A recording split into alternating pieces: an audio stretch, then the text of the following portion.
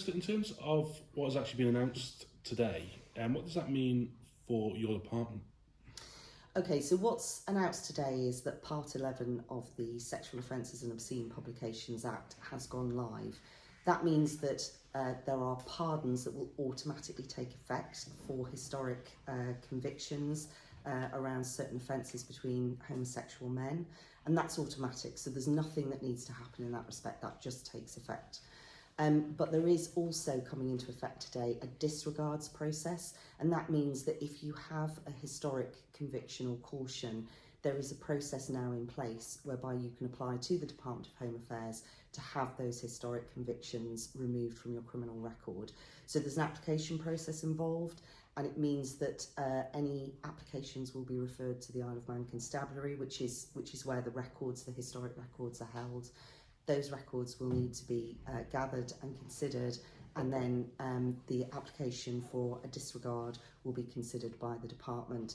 And if it is a historic offence that is suitable to be disregarded, that will happen, and it will be therefore removed from a person's criminal record as if the offence, the conviction, never happened.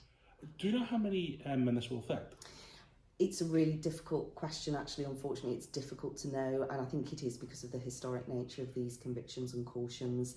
I mean, the sense is it could be somewhere in the region of 30 or so, but it is difficult to know, and until we receive applications, I really can't put a number on it. It's a period which is a dark part of the island's history, but one that has been worked towards rectifying mistakes of the past.